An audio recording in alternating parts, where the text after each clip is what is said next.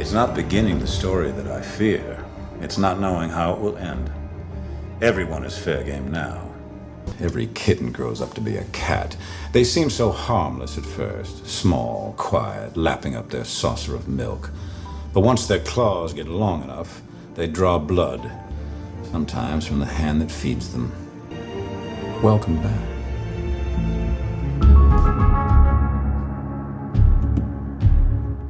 Guys, welcome back to another video. This is Pavan and you're watching I Am Indian.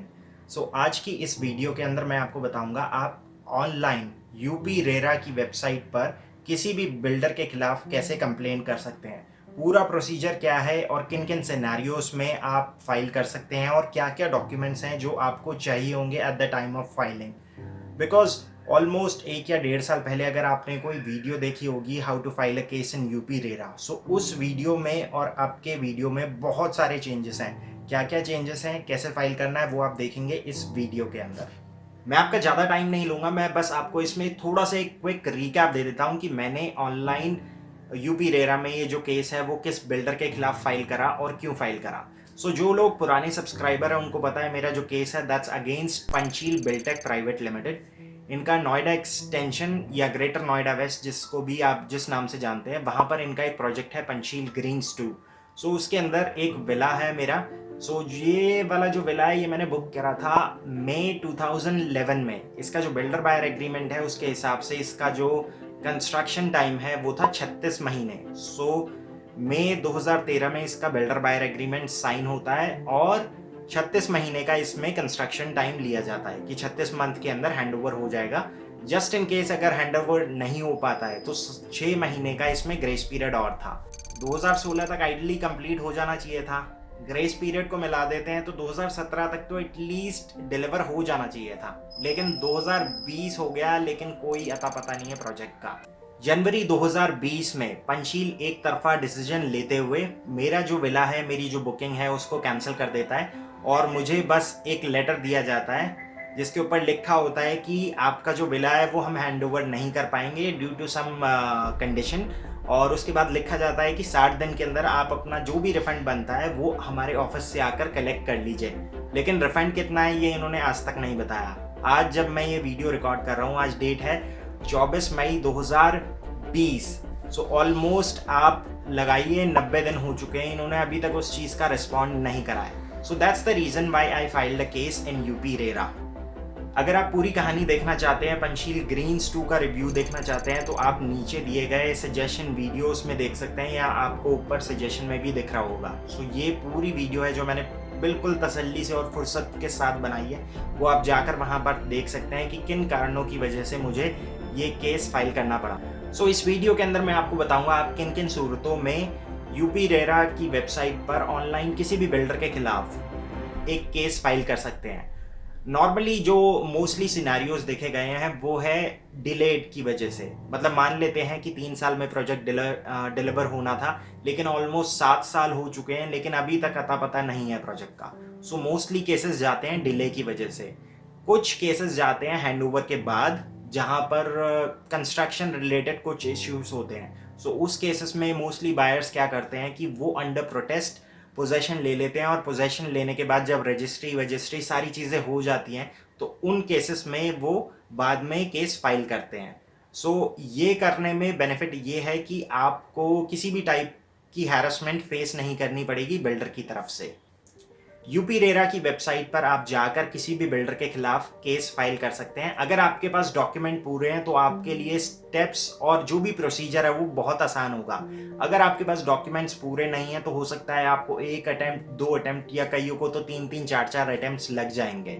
जो भी new buyer है जो अभी फिलहाल में अभी अपने लिए घर बुक करने की सोच रहे हैं, ये ऑलरेडी घर बुक कर चुके हैं, तो उनको मैं बस यहाँ पर एक राय देना चाहूँगा। जब भी आप किसी बिल्डर के साथ अपना घर बुक करते हैं, सो स्टार्टिंग फ्रॉम डे 1 जब आपने वो प्रोजेक्ट शॉर्टलिस्ट किया है तब से लेकर आज तक जितनी भी आपने पेमेंट करी है या जितनी भी आपको डिमांड आई है या जितनी भी आपके बिल्डर के साथ कॉन्वर्सेशन हुई है, वो ईमेल कॉन्वर्सेशन की मैं बात कर रहा हूँ, वर्बल कॉन्वर्सेशन की नहीं, बिकॉज उनकी कोई मान्यता नहीं होती है। सो उसके लिए आपको इस टाइप का एक फोल्डर खरीदना पड़ेगा डे 1। इस फोल्डर की अहमियत ये है कि जब आप किसी बिल्डर के साथ अपना कोई भी कॉन्ट्रैक्ट करते हैं, कोई भी एग्रीमेंट करते हैं या फिर कोई भी ईमेल कॉन्वर्सेशन करते हैं, उसकी एक कॉपी आप इस फोल्डर के अंदर रखिए। एट द सेम टाइम जब भी आपके पास बिल्डर से कोई डिमांड आती है तो नॉर्मली जितनी भी डिमांड आती है वो ईमेल पे आती है।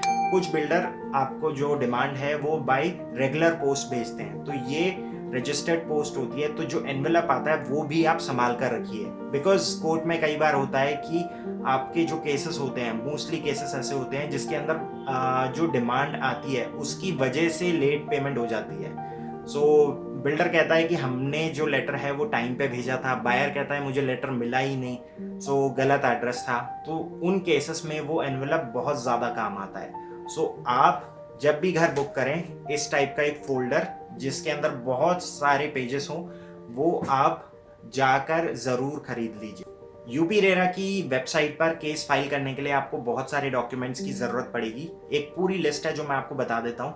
आपको चाहिए होगा बुकिंग फॉर्म की कॉपी, आपका अलॉटमेंट लेटर, आपका builder buyer agreement, tripartite agreement अगर आपने कोई लोन लिया है तो, जितने भी डिमांड लेटर्स हैं उनकी कॉपी, जितनी भी आपने पेमेंट करी है उनकी कॉपी, और अगर मान लीजिए जस्ट इन केस अगर आपका जो लोन है वो 3 या 4 साल से चल रहा है, सो आपको ईयर बाय ईयर बेसिस की जितनी भी स्टेटमेंट है, एनुअल स्टेटमेंट जिसमें आपने प्री ईएमआई का कंपोनेंट पे किया हो या किसी भी टाइप का जो कंपोनेंट है, प्रिंसिपल अमाउंट अगर आपने पे करा हो, तो वो आपको पूरा लगाना पड़ेगा इसके अंदर। अब इस वीडियो के अंदर मैं आपको पूरा जो प्रोसीजर है वो पूरा स्टेप बाय स्टेप करके दिखाऊंगा, लेकिन ऑनलाइन फाइल करने से पहले आपके पास जितने भी डॉक्यूमेंट्स मैंने आपको गिनवाए हैं, ये पूरी एक चेकलिस्ट है। चेकलिस्ट आप नीचे डिस्क्रिप्शन में देख सकते हैं। सो इन सभी डॉक्यूमेंट्स की आपके पास सॉफ्ट कॉपी होनी चाहिए, जेपेग फॉर्मेट में और पीडीएफ फॉर्मेट में। अगर मान लीजिए कोई कॉपी ऐसी है जिसमें सिंगल पेज है तो उस केस में जेपेग में प्रेफर करूंगा, आपके पास होनी चाहिए। अगर मल्टीपल पेजेस है, जैसे बिल्डर बायर एग्रीमेंट हो गया, अलॉटमेंट लेटर हो गया और ट्राइपार्टाइट एग्रीमेंट हो गया, सो इन केसेस में मैं आपको रेकमेंड करूंगा जेपेग को आप पीडीएफ में कन्वर्ट कर लीजिए।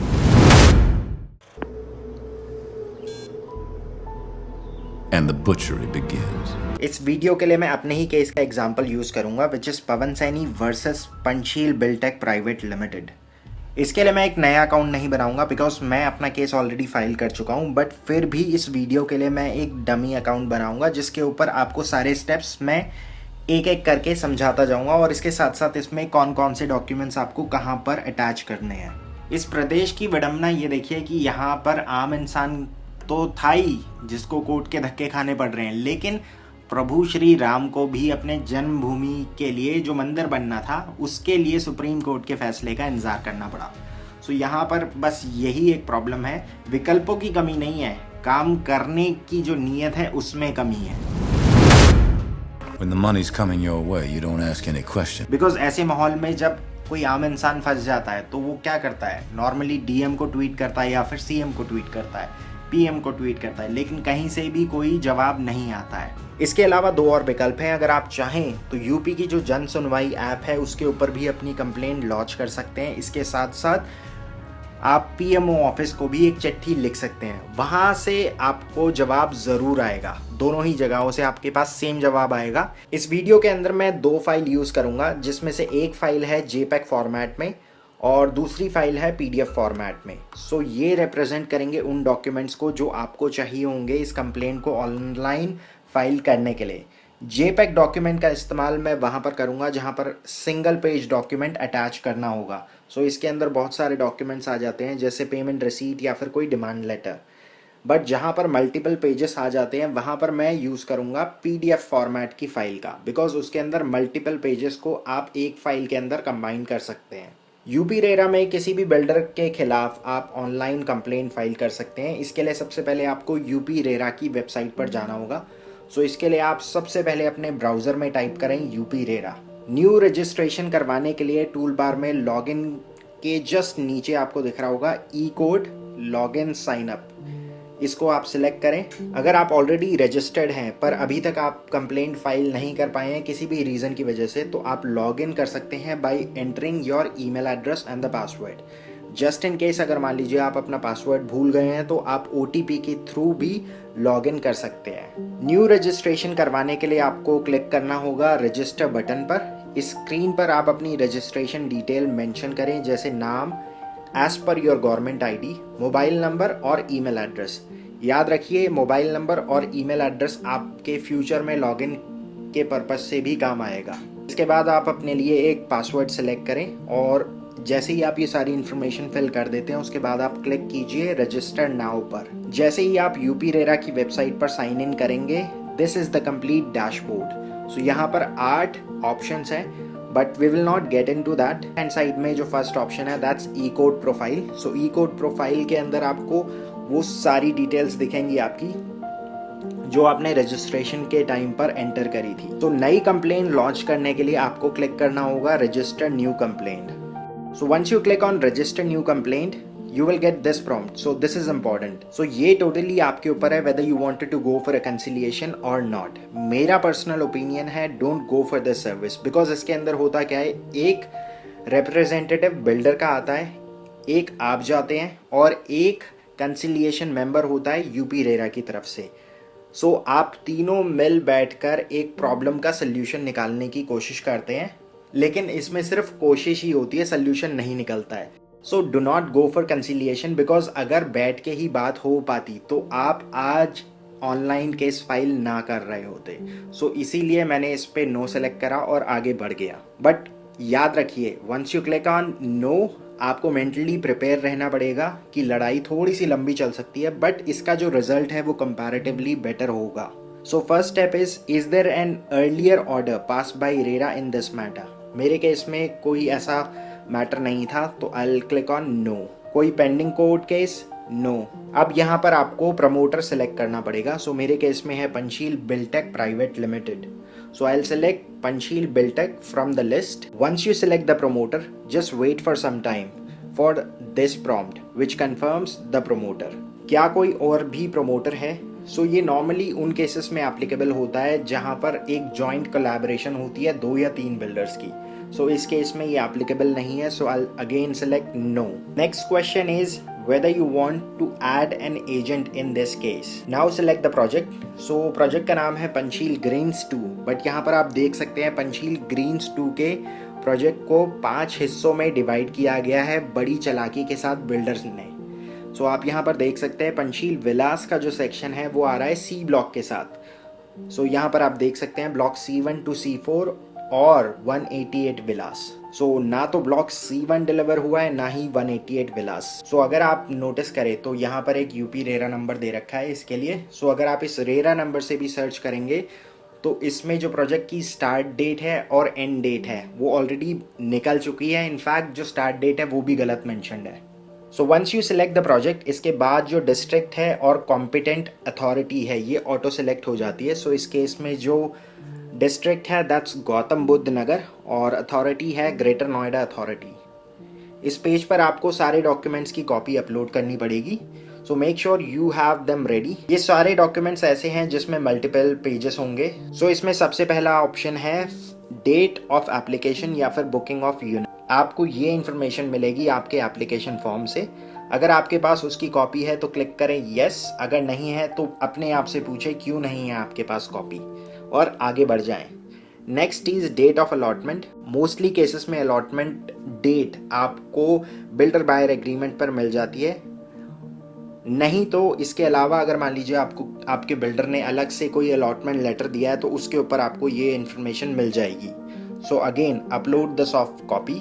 Next is date of completion as per agreement of sale. आपको ये इन्फॉर्मेशन भी मिलेगी आपके बिल्डर बायर एग्रीमेंट से। सो उसकी भी कॉपी आपको यहाँ पर अपलोड करनी पड़ेगी। Next is date of cancellation of booking.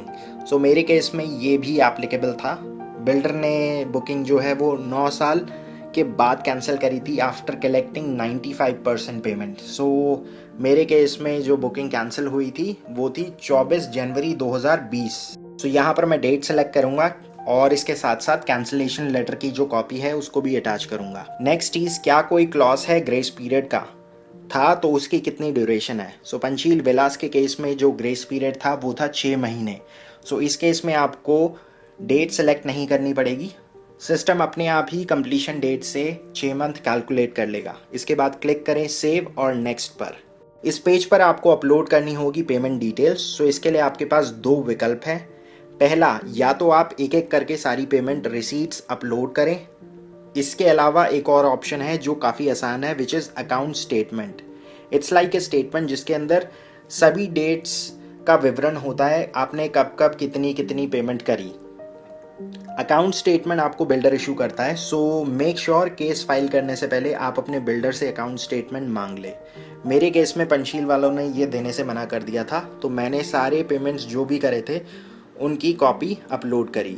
इसके बाद जो अगला स्टेप है, I am not sure but I am assuming it's applicable for subvention scheme या फिर अश्योर्ड रिटर्न वाले केस में। Since it's not applicable for me, I click on no and click on save and next. इस page पर आपको upload करनी होगी आपके होम लोन से रिलेटेड सारी इंफॉर्मेशन। सो यहाँ पर आपको मेंशन करनी होगी loan sanction date, sanction amount. इसमें से पहली दो इंफॉर्मेशन आपको लोन सैंक्शन डेट और लोन अमाउंट आपको आपके सैंक्शन लेटर से मिल जाएगा। Total amount disbursed by bank, ये इंफॉर्मेशन आपको ऑनलाइन मिल सकती है या उस बैंक की अगर कोई एप्लीकेशन है तो वहाँ से आपको ये इन्फॉर्मेशन मिल सकती है। इसके बाद लोन सैंक्शन लेटर की कॉपी आप अपलोड करें।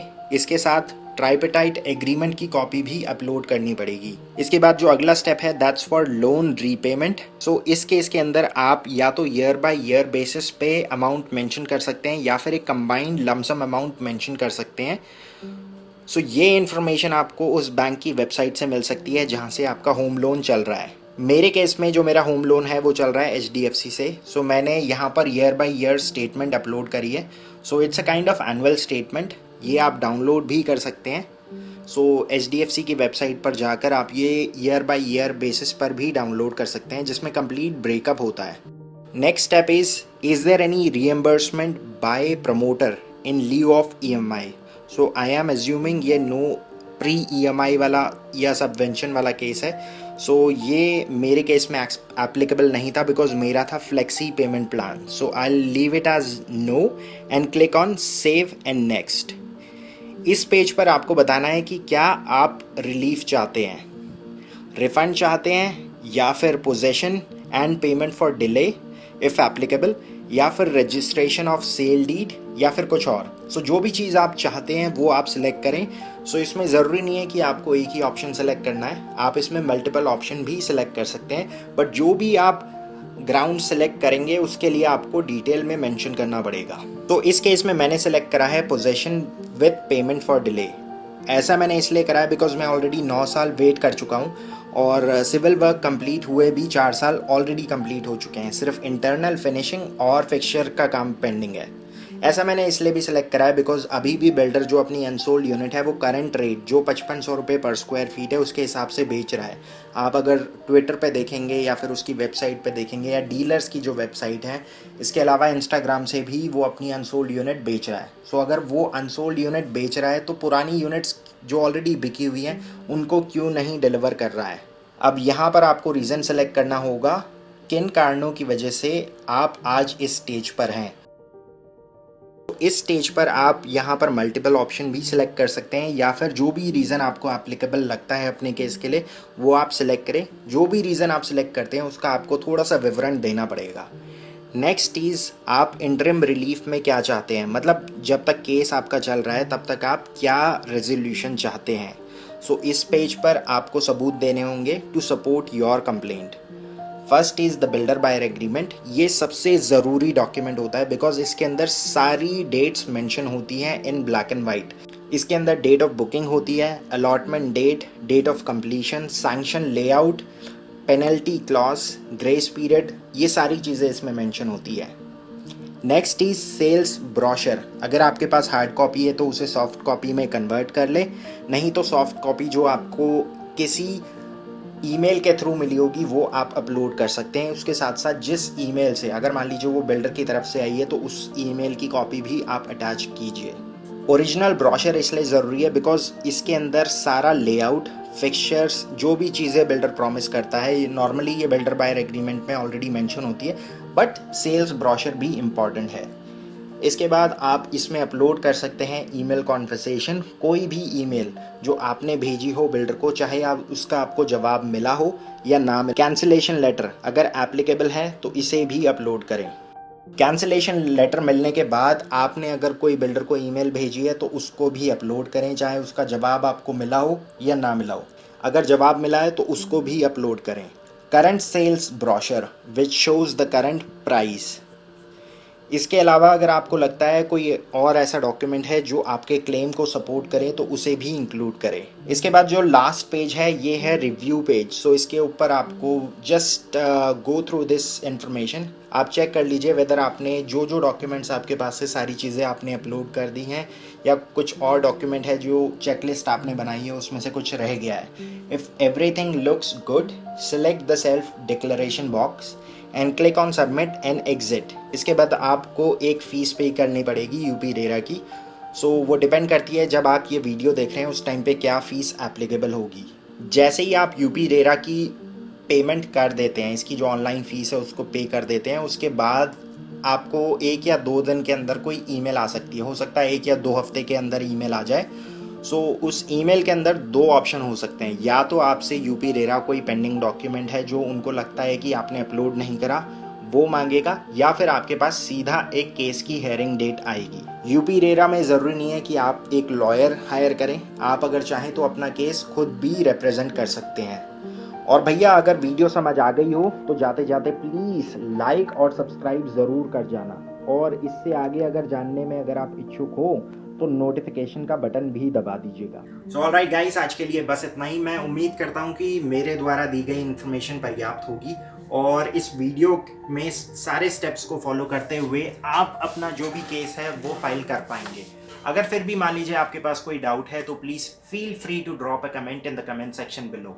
इसके अलावा अगर आप इस चैनल पर नए हैं और इस टाइप की कोई भी और इन्फॉर्मेशन आप चाहते हैं तो प्लीज़ सब्सक्राइब किए बिना मत जाइएगा।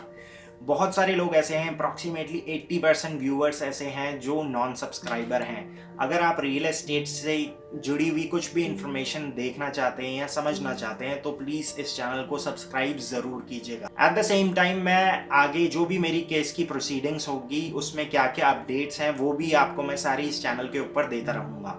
बिकॉज अभी क्या है कि मेरी जो इस केस की जो पहली हियरिंग थी उसकी डेट थी अनफॉर्चुनेटली 23 मार्च 2020। सो 23 मार्च आने से ऑलमोस्ट 1 या 1.5 हफ्ता पहले ही मेरे पास ईमेल आ गई थी यूपी रेरा की तरफ से कि कोविड-19 की सिचुएशन की वजह से आपकी जो डेट है वो पोस्टपोन कर रहे हैं हम अंटिल फर्दर नोटिस। सो अभी 24 मई हो चुकी है, ऑलमोस्ट 2 महीने के बाद भी कोई नई अपडेट या कोई ईमेल नहीं आई है। सो जब भी इसमें अगली हियरिंग होगी और उस हियरिंग में कैसे टैकल करते हैं हम, सारे स्टेप्स मैं आपको बताऊंगा इस सीरीज के अंदर। सो उम्मीद करता हूँ कि आप घर पे होंगे, सुरक्षित होंगे। With that being said, I will see you guys tomorrow. So till then, take care and good bye.